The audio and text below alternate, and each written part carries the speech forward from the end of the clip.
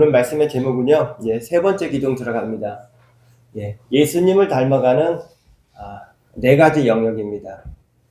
예수님을 닮아가고는 싶은데 어떻게 하면 이렇게 예수님을 닮아갈 수 있을까? 막연한 것이 아니고요.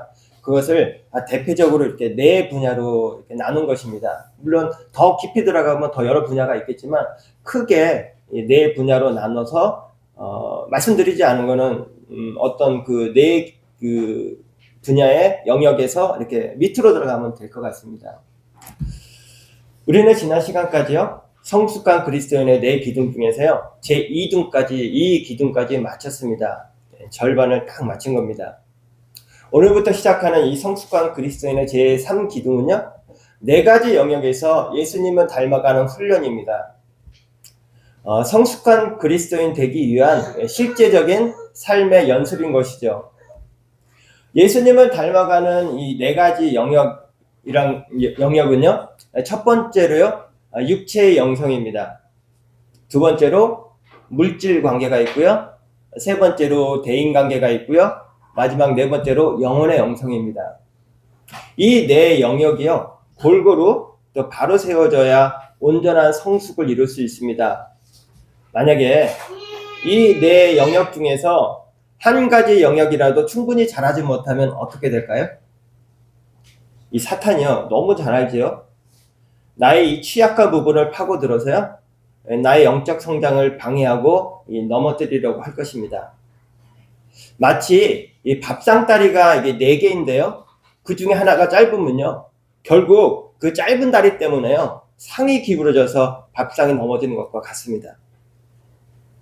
혹은 반대로요, 어느 한 영역만 또 길게 자라는 것도 문제가 될 수도 있습니다.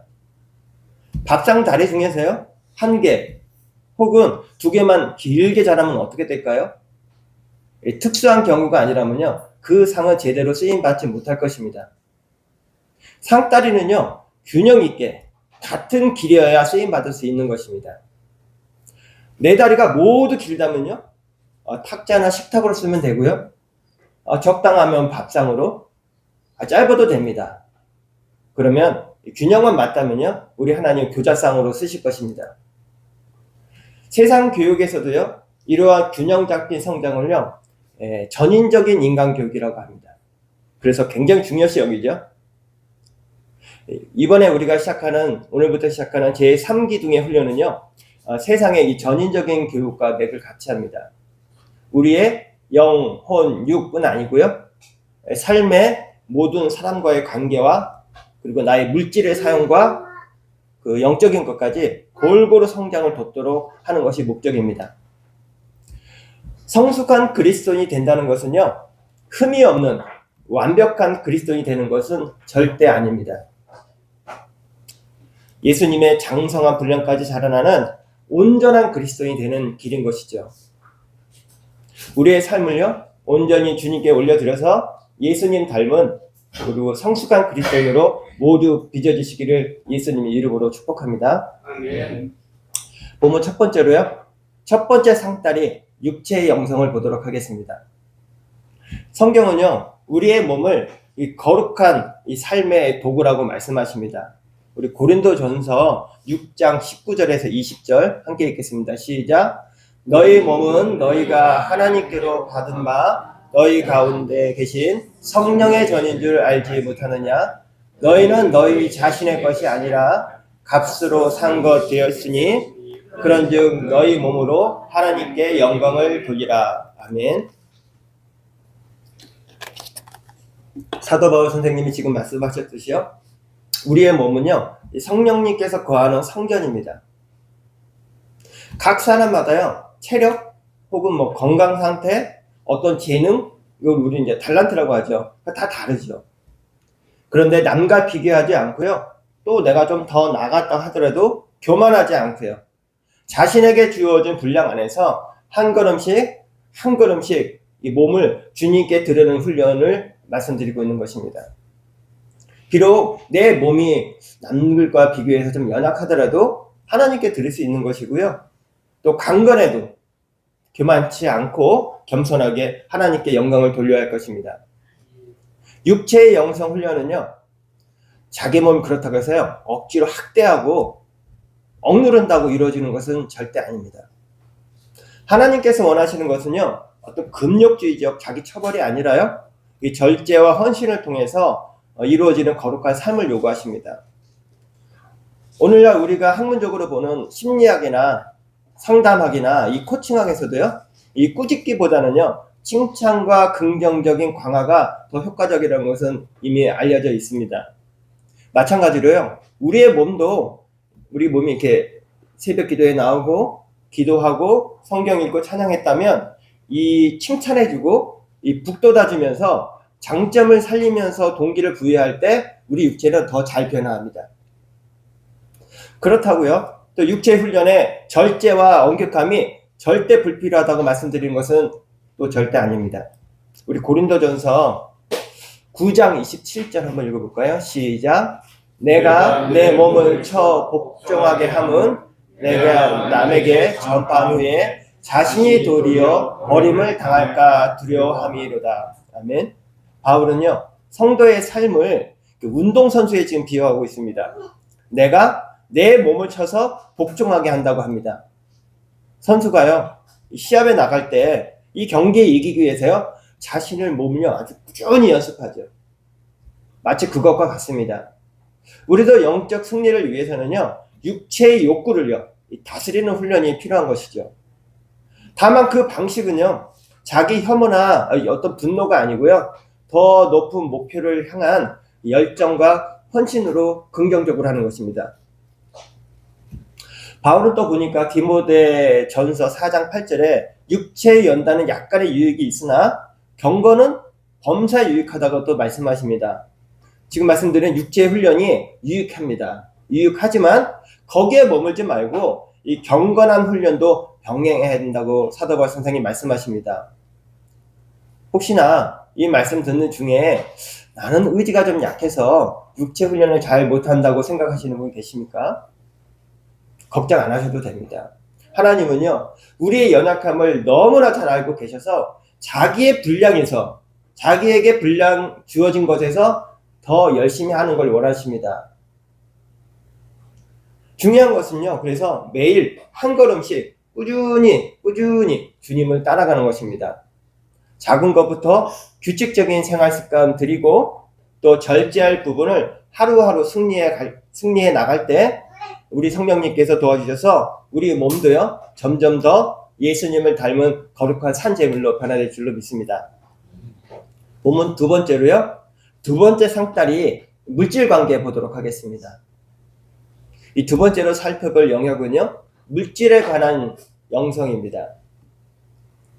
흔히 이 돈 문제만큼요, 우리의 영성, 우리의 신앙의 수준을 솔직히 드러내는 도구도 없는 것 같습니다. 우리 마태복음 6장 21절 읽어볼까요? 시작. 내 보물이 있는 그곳에는 내 마음도 있느니라. 아멘. 우리 예수님께서요, 직접 말씀하십니다. 네 보물이 있는 그곳에 내 마음도 있다. 물질을 어떻게 여기고 이 사용하는지가요, 바로 그 사람의 믿음이고 신앙의 중심이라고 말씀하신 것입니다. 많은 성도들이요, 이 물질 관리 영역에서요, 시험에 드는 경우를 자주 봅니다. 그래서 이 물질의 영성 훈련에서 가장 중요한 원리는요, 심고 거두는 원리입니다. 갈라디아서 6장 7절에서 우리 9절까지, 6장 7절 하고요, 그다음 고린도후서 9장 6절 7절 이렇게 이 내용이 쭉 이어지거든요. 그래서 세 절을 같이 읽겠습니다. 시작. 스스로 속이지 말라. 하나님은 어심여김을 받지 아니하시나니 사람이 무엇이든지 심든지 그대로 거두리라. 이것이 곧 적게 심은 자는 적게 거두고 많이 심은 자는 많이 거둔다 하는 말이로다. 각각 그 마음에 정한 대로 할 것이요 인색함이나 억지로 하지 말지니 하나님은 즐겨내는 자를 사랑하시느니라. 아멘.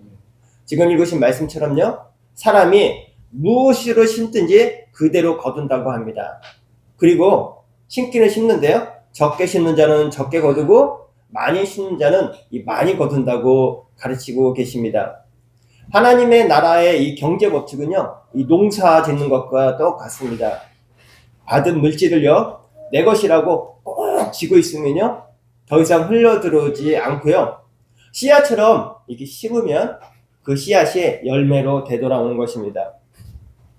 여기서 심는다는 말씀은요, 나눔, 섬김을 뜻합니다.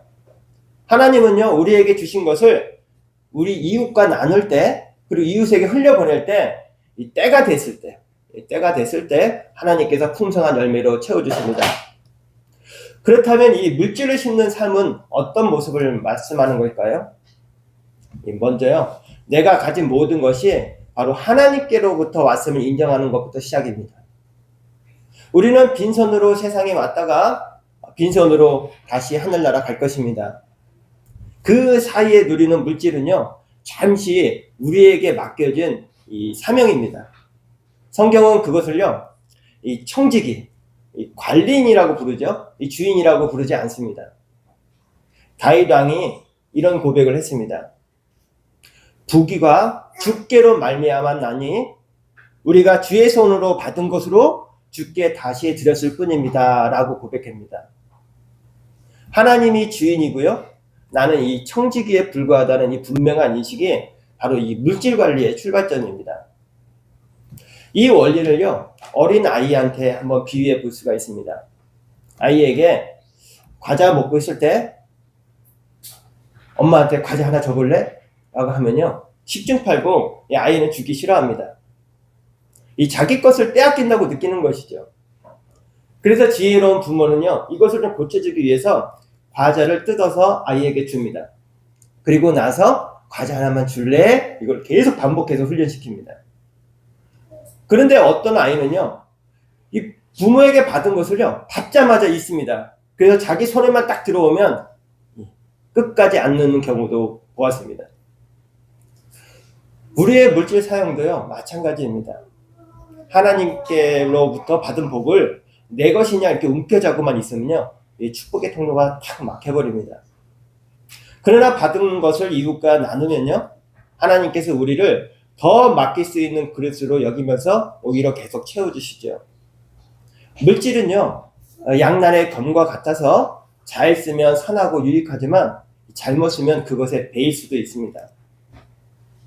디모데전서 6장 10절에 보니까 돈을 사랑함이 일만하게 뿌리라고 말씀하십니다.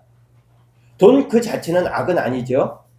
그런데요, 그 돈을 너무 지나치게 사랑하고 집착하는 마음이 바로 문제인 것이죠. 마태복음 6장 24절 한 절 읽어볼까요? 시작. 한 사람이 두 주인을 섬기지 못할 것이니 혹 이를 미워하고 저를 사랑하거나 혹 이를 중히 여기고 저를 경히 여기리라. 너희가 하나님과 재물을 겸하여 섬기지 못하느니라. 아멘.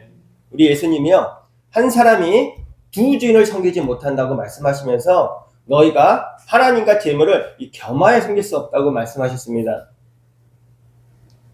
재물이 주인처럼 우리를 지배하도록 내버려 두려서 절대 안 됩니다. 오히려 재물을요, 우리가 다스려야죠. 더 정확히 말씀드린다면요, 우리 삶의 모든 것이 그것의 주인은 바로 하나님이고요, 우리는 그분께 받은 재물을 관리만 하는 이 청지기일 뿐인 것을 잊지 않는 것이 바로 이 재물 관리의 처음과 끝입니다. 결국 물질 영성의 이 훈련을 통해서 우리가 이루고자 하는 이 마지막 목표는요, 물질을 떠나서, 물질을 포함해서 내 삶의 모든 것이 하나님이 참 주인이시다라는 이 고백까지 나오는 것입니다. 이제 물질이 나를 지배하지 못하게 하고 또 오직 나는 하나님만 경외하면서 내가 도리어 물질을 다스리시는 이 길까지 나아가시기를 예수님 이름으로 축복합니다. 본문 세 번째로요, 세 번째 상다리, 대인관계 보도록 하겠습니다. 이 세 번째 영역은요, 대인관계입니다. 곧 이 사람과 사람 사이의 관계의 영성입니다. 신앙생활은요, 십자가죠. 이 하나님과 우리 인간과 하나님과의 수직적인 관계. 그런데 십자가는 또 가로가 있습니다. 바로 나와 이웃과의 관계가 또 필요한 것이죠. 우리 요한일서 4장 19절에서 21절까지 한번 읽어볼까요? 시작. 우리가 사랑함은 그가 먼저 우리를 사랑하셨습니다. 누구든지 하나님을 사랑하노라 하고 그 형제를 미워하면 이는 거짓말하는 자니 보는 바 그 형제를 사랑하지 않은 자는 보지 못하는 바 하나님도 사랑할 수 없느니라. 왕이 이르되 죄송합니다. 여기까지 읽겠습니다. 제가 21절을 뺐네요. 21절은 제가 읽겠습니다. 우리가 이 계명을 주께 받았으니 하나님을 사랑하는 자는 또한 그 형제를 사랑할지라. 아멘. 사도 요한이 하신 말씀인데요. 보이는 형제 자매를 사랑하지 않으면서 하나님을 사랑할 수 없다고 지금 말하고 있습니다. 하나님은 우리의 신앙이 인간관계 속에서 행동으로 증명되길 원하십니다. 그래서 많은 성도들이요, 이 대인관계 영성훈련을요 가장 어려워하고 또 대인관계 훈련 때문에 많은 시련을 갖고 있는 게 사실인 것 같습니다. 성경 인물 중에서요, 이 대인관계 훈련의 본보기라고 들면요, 단연 다윗입니다. 다윗은요, 하나님의 마음에 합한 인물이죠. 하나님이 칭찬하셨습니다. 훌륭한 신앙인인데요, 하필이면 이 삶 속에요, 유독 인간관계 때문에 힘들었던 사람입니다. 바로 첫 번째로요, 이 사울왕과의 관계가 있었습니다. 다윗이 골리앗을 무찌르고요, 전쟁에서 승리하고 돌아오자 이 백성들이 이 다윗을 칭송했습니다. 그때부터 다윗은 시기심으로 다윗을 죽이려고 했습니다. 이유 없이 이렇게 미움받던 이 젊은 시절 긴 도망 생활을 해야 했던 다윗의 마음이 얼마나 억울하고 힘들었을까요? 그러나 다윗은요, 수년간 쫓기는 과정에서도요, 한 번도 이 사울에게 손을 대지 않았습니다. 다윗이 이렇게 할 수 있었던 것은요, 인격이 훌륭해서가 아니고요, 이 사울 뒤에 계신 이 하나님을 바라보았기 때문입니다. 물론 다윗도 인간적으로는 사울이 믿고 원통했을 것입니다.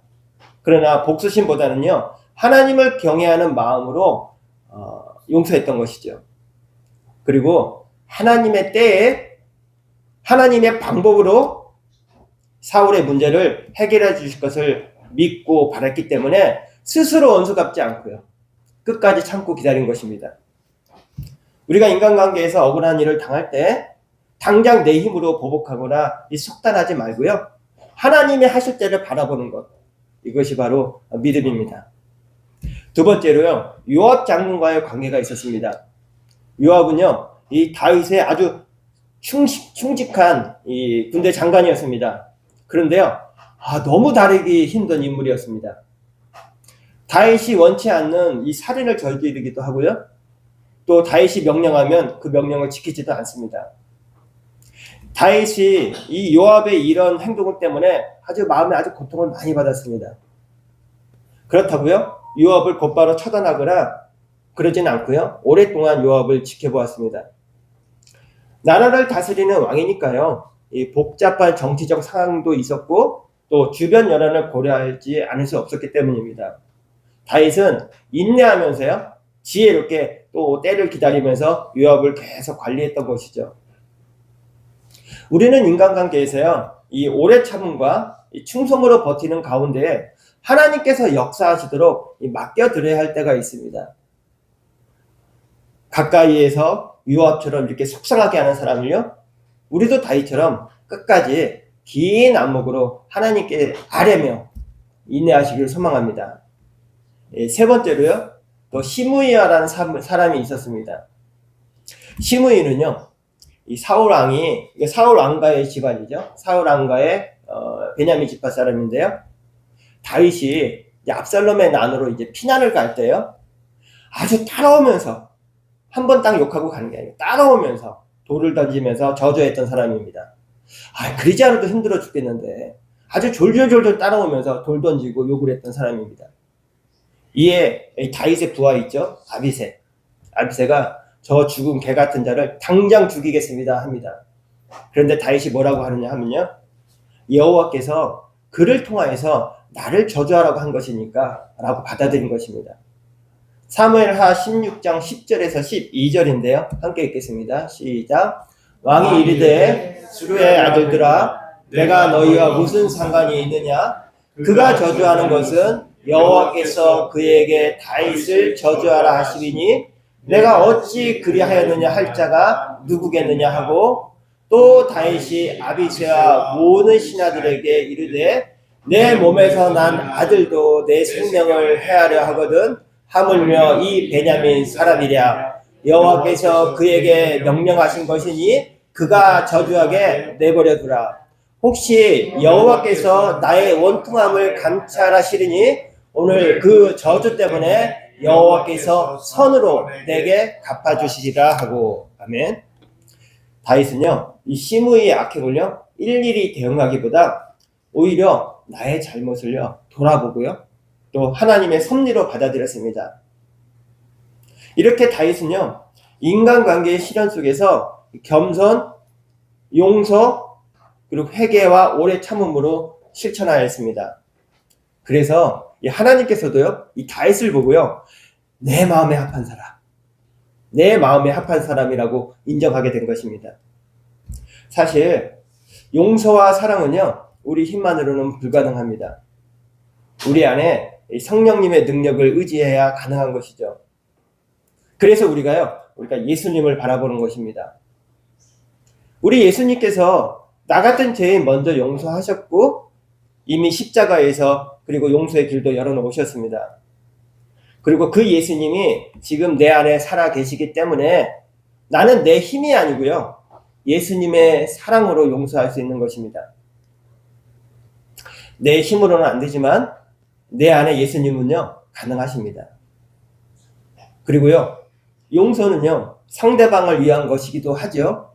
그런데 결국은요 나를 자유롭게 합니다. 우리 삶 속에서 사울과 같은 이유 없이 나를 괴롭히고 또 미워하는 사람, 또 유압 같은 내 곁에서 계속 내 속을 썩기는 사람, 또 시므이 같이 힘들어 죽겠는데 오히려 계속 비난과 모욕을 주는 사람을 만날 수 있습니다. 그들을 용서하고 사랑하기로 결단하는 순간 하나님의 평강이, 그 사람이 변하는 게 아닙니다. 하나님의 평강이 우리의 마음을 채우고요 그리고 성령의 기쁨이 넘칠 줄로 믿습니다. 아멘. 이 화목하게 하는 이 직분 잘 감당하시고요 또 교회를 든든히 세우는 성도로 하나님의 화목의 통로 모두 되시기를 예수님 축복합니다. 아멘. 본문 네 번째로요 마지막 네 번째 상다리 영혼의 영성 보도록 하겠습니다. 마지막 네 번째 영역은요 영혼의 영성 훈련인데요 이 과목이요 보통 어려운 과목이 아닙니다. 이 영혼의 성장과 성숙에 관한 내용은요 신학적으로도요 너무 방대해 갖고요 한 학기에 과목을 시작하면요 개론 정도 하다가 끝나버립니다. 그러나 이 영혼의 영성은요 그렇다고 피할 수는 없습니다. 우리 예수님 닮아가지 네 가지 영역 중에서요 이게 핵심 요소이기 때문에 그렇습니다. 그래서 맨 마지막에 배치한 것입니다. 왜냐하면 이 영혼의 상태가요 앞서서 말씀드린 육체, 물질, 이 대인관계, 이 모든 영역에 신앙의 뿌리가 되기 때문에 그렇습니다. 겉으로는 육체를 잘 관리하는 것 같아요. 우리는 모르죠.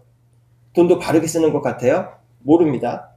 이웃과 화목하게 지내는 것처럼 보입니다. 그런데 그런 분이 자꾸 실족할 때가 있어요. 왜 그럴까요?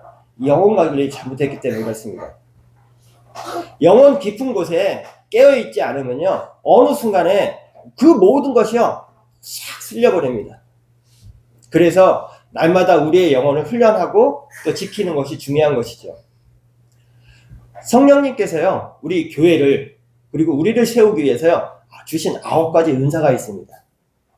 고린도전서 12장 7절에서 11절인데 우리 천천히 9가지 은사가 뭔지 한번 읽어볼까요? 시작.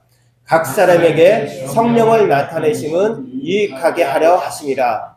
어떤 사람에게는 성령으로 말미암아 지혜의 말씀을, 어떤 사람에게는 같은 성령을 따라 지식의 말씀을, 다른 사람에게는 같은 성령으로 믿음을, 어떤 사람에게는 한 성령으로 병 고치는 은사를, 어떤 사람에게는 능력 해감을, 어떤 사람에게는 예언함을, 어떤 사람에게는 영들 분별함을, 다른 사람들에게는 각종 방언함을 하니 어떤 사람에게는 방언을 통역함을 주시나니 이 모든 일은 같은 한 성령이 행하사 그의 뜻대로 각 사람에게 나누어지는 것이니라. 아멘.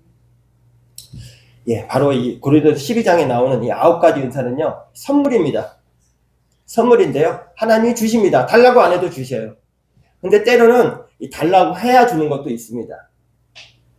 첫 번째로 지혜의 말씀, 또 지식의 말씀, 믿음, 병고침, 능력 행함, 예언, 영분별, 각종 방언 통역까지요. 다 받으셨나요? 저도 다 받지는 못한 것 같습니다. 성도 각자와 바로 이 교회를 세우기 위해서요, 성령님께서 9가지 선물을 준비하고 계시다가 각자 맡겨주신 것입니다. 우리의 영혼이 성숙해질수록 하나님은요, 우리에게 합당한 이 은사 중에서 골고루 부어주십니다. 우리가 받은 이 은사는요, 더욱더 교회를 잘 성질하고 주신 것입니다. 이 9가지 모든 은사의 목적은요, 그리스도의 몸된 교회를 세우고 우리가 다 함께 그리스도의 분량까지 성장하는 것을 목적으로 합니다. 이 9가지 은사 중에서요, 이 시대에 가장 필요한 은사가 무엇일까요? 저는 그 은사가 바로 영분별의 은사라고 생각합니다. 우리는 이 잘못된 영적 가르침이나 미혹을 분간하고요, 또 이 참된 영과 이 거짓된 영을 반드시 분별해야 됩니다.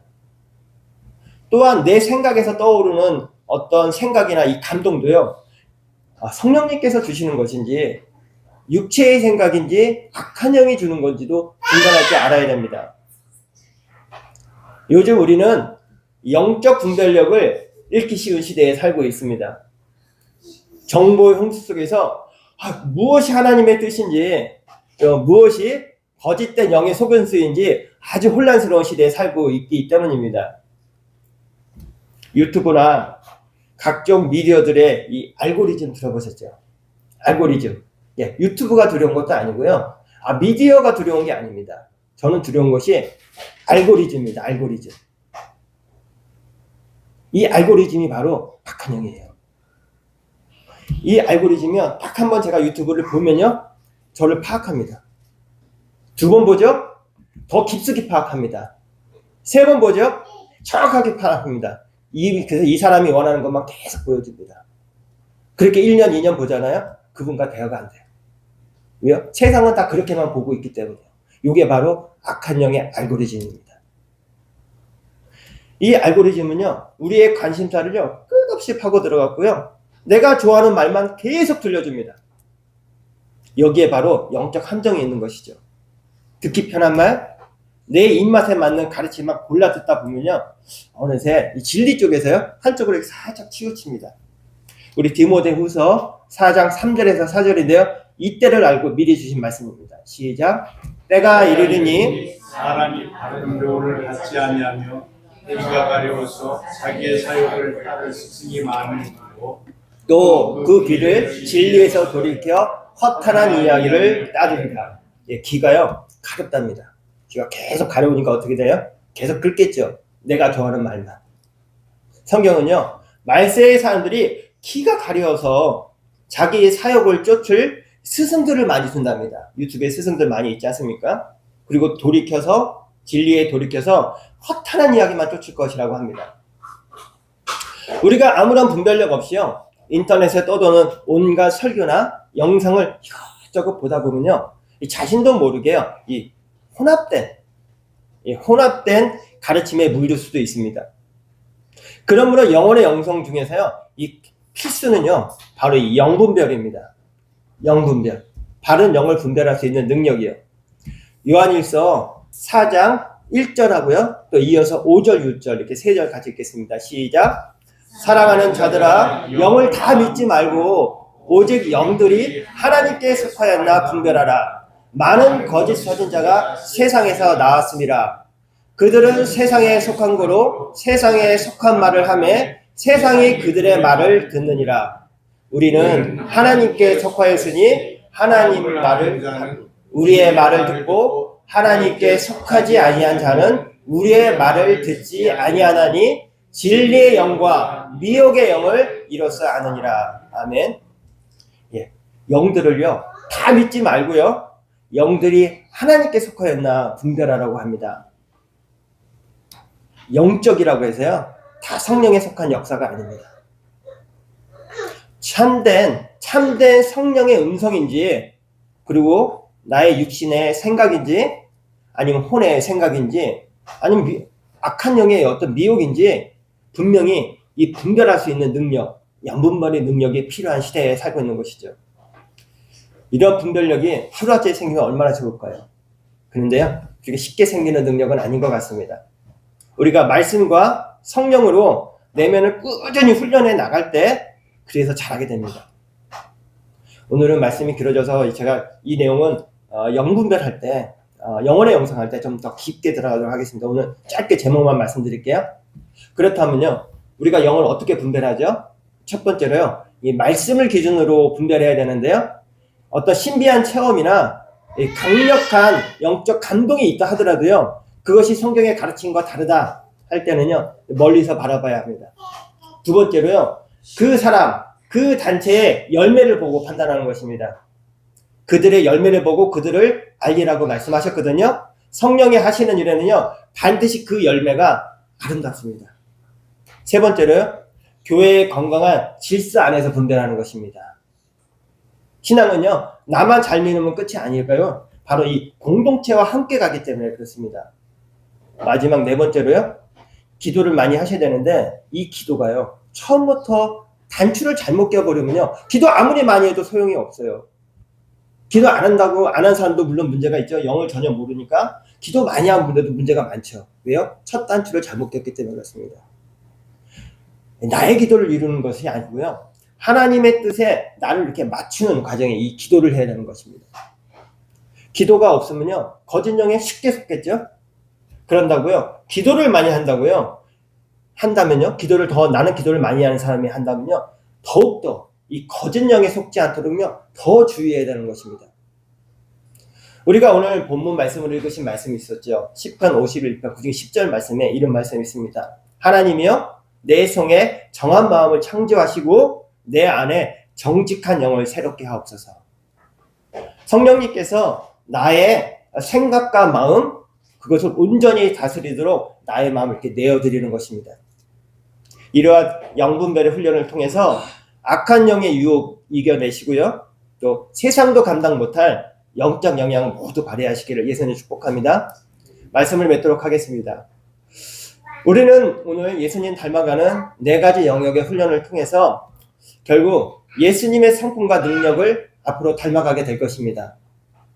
영혼이 강건해지고 분별력이 생기면요, 육체, 물질, 대인관계, 이 모든 훈련에서 승리할 수 있습니다. 왜냐하면 영이 주도권을 잡을 때 혼과 육이 따라오기 때문입니다. 성령으로 충만한 사람은요, 유혹을 이기고 시험 중에도요 평안을 누리고요, 이웃을 또 사랑으로 품습니다. 이러한 내적 경건의 힘이 우리 안에서 차고 넘칠 때 바로 온전한 그리스도인, 성숙한 그리스도의 삶을 살게 되는 것입니다. 우리 영양식 성도님 모두 성도님들 삶 속에서 육체의 영성, 물질 관리, 인간관계, 영혼의 영성, 이 네 가지가 두루 갖추어 주셔서요, 신앙의 영역의 이 네 다리가 아주 튼튼히 세워지기를 소망합니다. 육체는 거룩한 예배의 도구로, 물질 관리는 하늘의 보물을 쌓는 통로로, 대인관계는 예수 사랑의 실천의 장으로, 그리고 영혼은요, 하나님의 음성을 듣는 거룩한 지성소로 세워주시를 예수님을 축복합니다. 기도하시겠습니다.